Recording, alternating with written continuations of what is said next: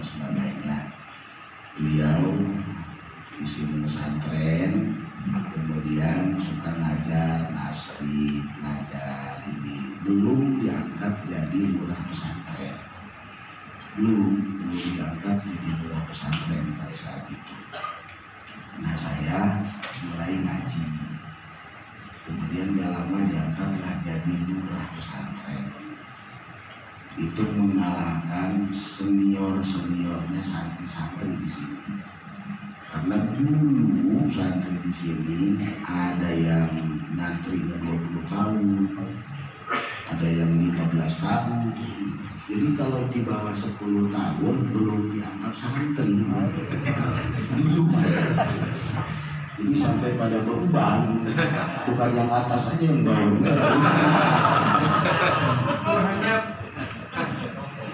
Dulu itu begitu. Kemudian beliau menikah dengan kakak saya di sini. Nah, inilah terus pergerakan pengajian sangat luar biasa berkancah di santri di sini. Pada saat itu belum keluar, masih kaku.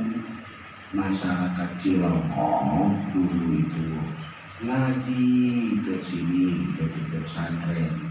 Kagak pada mau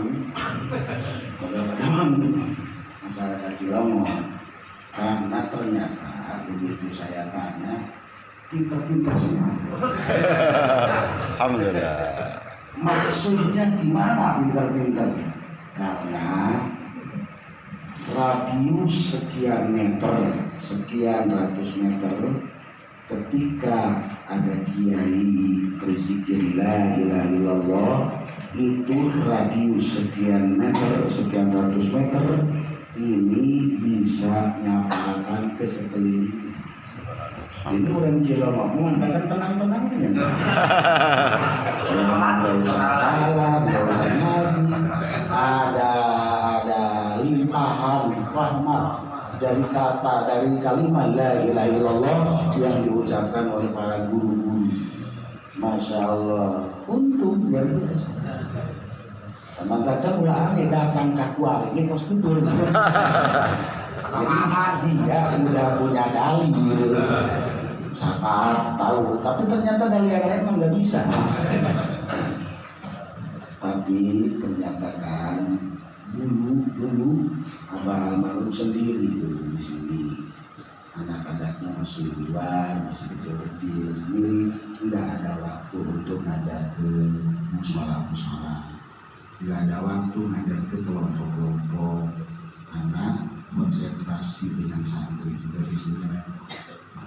Maka lahirlah guru kita di sini, almarhum Abah Jafar.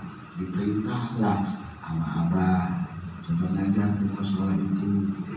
Mulailah. Jadi beliaulah yang mendobrak pengajian di musola-musola untuk wilayah kampung Cilongok. Sehingga sangat luar biasa, alhamdulillah. Campuran Cilongok katurun. Jadi aneh tadina yang tadinya ngaji 1, 2 terus naik 4, 5, 10. Kan kadang-kadang ada begini. Awal-awal buka pengajian 100. Kemudian pengajian kedua kali ada 80. Terus sampai terakhir tinggal panitia doang. Nah, itu kan bangkrut banget. Nah, itu salah terus itu kan. Jangan salahkan siapa-siapa, yang salah itu kepiting, jalannya mundur. Masya Allah. Nah, inilah pergerakan almarhum Rahmatullah luar biasa. Guru kita Pak Uji masih pesantren, belum berkiprah di sini. Jadi berkiprahnya di pesantren di masyarakat Cilongok itu lebih dulu guru kita ini almarhum Rahmatullah. Karena Pak Uji disuruh masih pesantren. Karena nikahnya juga jauh, guru kita mati tahun 91 menikah. Kalau ini mah 80 sekian, 38. Nah, ini sangat luar biasa. Maka pada mulai adanya perumahan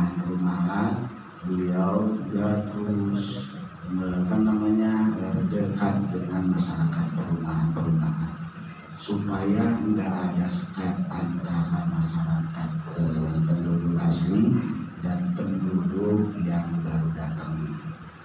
Itu tapi akur sesuai dengan ajaran Islam, tidak melihat siapa-siapa, karena kita harus sama, yaitu yang dekat dengan Allah, orang-orang yang takwa kepada Allah Subhanahu wa Ta'ala. Maningan jin jelema nu anyar datang anu takwa daripada nu asli di dieu teu takwa-takwa. Tidak ada perantau bagi orang yang takwa. Orang yang takwa itu tidak ada perantau, kata baginda Rasul. Walaupun kita merantau di mana saja, tapi kita takwa terhadap Allah, kita punya ilmu, bagi mereka itu adalah tempat tinggalnya. Orang perantau di mana saja tinggal, walaupun di tempat kelahirannya, kalau mereka itu bodoh, jauh terhadap Allah Subhanahu wa Ta'ala. Umat Islam tinggal di mana saja, tidak merantau, tapi orang-orang kafir walaupun tinggal di tempat kelahirannya, mereka merantau. Jadi berarti berpuasalah umat Islam. Inilah tujuan daripada ucapan baginda, al-Islamu ya'lu wa la yu'la alaih. Islam lebih tinggi derajatnya, tidak bisa dikalahkan oleh siapa-siapa, karena milik kita lah bumi ini, milik umat Islam. Ngomong ke akhirat, ke akhirat mah urang nonton kabeh bakal nonton jelema kafir ngojay di nama. Ngan umat Islam aya anu resep nonton kabar jebul.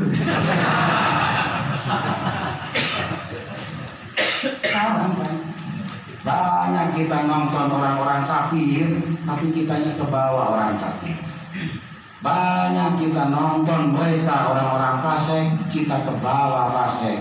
Maka mereka kafir kacebur, fasik kacebur, berarti nonton ke bawah. Maka kita jangan sampai terbawa, jaga bentengi diri kita melalui ilmu Allah Subhanahu wa Ta'ala. Yang punya ilmu ini adalah yang ada di pondok pesantren, para santri, para ustaz, para kiai. Insya Allah semua warga masyarakat ini orang-orang yang mencintai terhadap para ulama. Amin. Amin ya Allah ya Rabbal alamin. Inilah pergerakan almarhum-almarhumah Bajokan sangat luar biasa. Di kalangan pesantren di sini santri sangat kehilangan, karena dulu bergeraknya beliau itu mengajar paling bawah, mengajar tata cara baca kitab nasrid, kemudian sorogan. Hampir 90% santri di sini bisa nyoret. Dulu bahasa nyoret itu asal atas karya beliau, jerih payah beliau, termasuk murid pertama. Kalau ada murid pertama maka ada nasib pahala palu sajabana jeung amil kulailah ngaguru kaji almarhum. Karena dulu sebelum hatamat amil ilmiah belum bisa ngaji ke Abah. Jadi harus didasar dulu. Setelah dasar sudah tamat, di ketua-ketua kobong dulu, kepala-kepala kobong baru bisa melangkah ke Abah. Jadi saya dulu itu ngaji dan tahun itu untuk bisa melangkah ke Abah. Gitu. Makanya santri dulu pasti sebelumnya ngaji ke Abah almarhum itu ini pasti melewati sentuhan beliau. Nah iya rapih cara-cara lamun ngaji gitu ya, cepat kalau baheula yang kurang gitu ya. Ringan pentingnya. Ngaraji tapi ngarengan belum. Masya Allah. Nah kemudian guru kita Mbak Uji kemudian di sini ngajar yang tinggi. Saya termasuk murid pertamanya juga Mbak Uji. Jadi saya pernah di awalnya murid pertamanya di sini, kemudian Mbak Uji mengajar, saya juga murid pertamanya di Mbak Uji. Alhamdulillah. Terus cuman begitu saya ngaji dulu sebelumnya ini beliau tinggal di sini, saya tanya pesantren keluar, kata apa jangan, udah di sini aja tungguin uji katanya, tungguin uji sedang tuh pondok ini. Ya, iya mah tuh anggal tak tahu ya. Nah terus sampai adik saya pesantren, adik saya sampai yang musuh pesantren, saya masih ditahan aja, nggak boleh, udah di rumah aja. Ya, terus sebenarnya kalau saya tidur, kata abah jangan dibangunin, biarin aja. Kalau nggak ngaji, nggak diomelin. Kan? Tapi kalau saudara-saudara saya yang lain diomelin semua, kalau nggak ngaji tidur aja. Saya emang enggak, jadi paling enak saya. Termasuk mau pesantrennya keluar juga, ditanya mau mana? Mau main Mbak? Oh iya, kalau mau main diizinin ya Pak. Kalau ngaji nggak diizinin. Masya Allah, saya berangkat ke Banda Kerep. Masya Allah, ajib luar biasa. Di sana itu susah ngaji. Kalau ngaji aja ngantuk, nggak bisa ngaji. Daripada ngantuk begini, udahlah saya main. Kebetulan musim belalang sama musim mangga di situ. Saya main aja tuh waktu di situ. Dilaporin sama santri ke guru bahwa ada santri baru nggak mau ngaji main dulu. Kata guru biarin, dia mah sama bapaknya disuruh main. Main di kiai-kiai dulu belum punya HP pada kontak begini. Tapi kiai sekarang HP-nya boleh gini nggak pada kontak. Nah, ada apa? Masya Allah, kita sekarang kehilangan ulama-ulama yang bersih, suci pada saat itu. Dulu ngomong apa aja apa di sini ketahuan sama guru saya yang di sana. Guru saya ngomong juga ketahuan. Bukan di Banda Kerep aja termasuk di Caringin.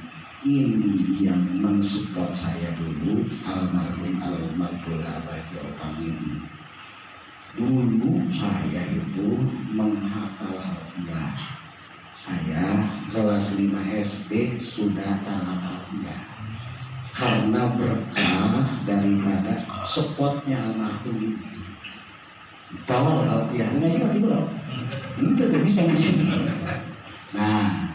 Sebelumnya itu saya disuruh hafalan karena saya dulu tuh kayak santri aja tetap. Waktu disahabat almarhum pula, salah disahabat tetapi biasa dibangunin. Jadi pakai cara-cara beliau yang sangat luar biasa. Saya hafal Ibriti, Talariyat dulu, kemudian Alfiyah itu saya di kelas 5, kelas 6. Dan 3 tahun itu saya dijadikan wiri dan sholat sama saya. Jadi setiap sholat 200 bed, selama 1 hari 1 malam itu berarti 1 alfiyah. Itu disupport teman-teman. Kemudian saya ziarahlah ke Banten, juga disupport sama beliau menziarahkan alfiyah pada saat itu. Saya ziarah di sana sambil membaca Al-Quran terus, Masya Allah. Kemudian terus juga setelah itu barulah saya dibimbing oleh Abah Uji dan Abah Almarhum. Setelah saya udah mulai naik, banggalah almarhum Almarhum Baca Opang ketika saya udah berani mulai mengajar anak-anak santri. Senang karena ini didikan beliau. Masya Allah, sabar luar biasa, telaten pesantren luar biasa, sehingga numantak katurut di masyarakat pesantren seperti itu. Hampir rata-rata sekarang santri-santri yang sudah mungkin di rumahnya masing-masing, ini juga sentuhan didikan beliau sangat luar biasa. Maka kita doakan almarhum almarhumah mudah-mudahan diampuni dosa. Amin. Jangan di kuburan. Amin. Jangan di jorok kuburan. Amin ya Allah ya Rabbal alamin. Teringat juga saya ketika saya ke daerah Kulon, ada teman saya keluar di daerah Rangkas, yang nggak bisa mobil, motor juga nggak bisa. Jadi jalan beberapa kilo hutan. Nah, antara nanti lumpuran buaya lobala jadi mau mereka mau nanti.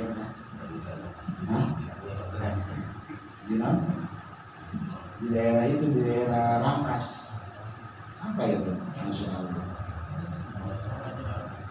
Ada itu kemarin juga saya ketemu, itu masih belum ada jembatannya sampai sekarang belum ada.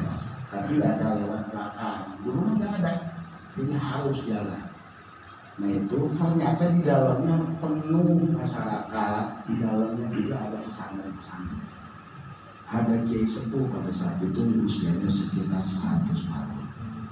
Kemudian beliau ceramah, para santri, saya dulu setelahnya mungkin di rumah buat saya pesantren. Masya Allah, jangankan ada santri yang datang, istri aja nggak betah. Kabur pokoknya. Saya nangis, berdoa terus. Apa? Otomatis susah, di samping santri nggak ada, mau makan juga susah. Harap wahai tak ada umur merah gitu. Malah kesenangan dia selama dulu sampai tawanan. Saya datang ke salah satu guru, kata guru saya, kamu harus datang ke seluruh guru. Kemudian saya datangin guru ini. Ternyata masih belum. Ada yang datang nggak betah lagi, ada yang datang nggak betah lagi. Hampir frustrasi saya. Hampir mau gantung sorban sih. Kalau pemain bola kan gantung sorban, ya kan? Kalau pemain bulu tangkis kan gantung raket. Kalau kiai gantung sorban. Tapi saya terus aja ada apa? Saya datang lagi ke guru saya, masih belum bisa begini. Kata guru saya, datangin guru-guru kamu semua. Jadi datangan di kafe, masih gitu kan. Saya datang lagi ke guru, masih ada yang kamu belum datangin. Saat ini jangan belajar di seluruh guru. Terus begitu saya nanya lagi ke guru saya, bodoh kamu, jangan dianggap sepele. Guru pertama kamu dulu di kampung, mungkin kita ngaji belajar ngeja, alif, jabar, baca bergabung, baca Quran, itu guru besar kamu. Kemudian kamu ke pesantren belajar dasar-dasar, itu guru besar kamu. Jangan sampai kamu bangga dengan datangnya guru-guru besar melupakan guru-guru yang pertama. Nah inilah begitu saya datangin guru saya dulu, yang pertama saya lupa tadi.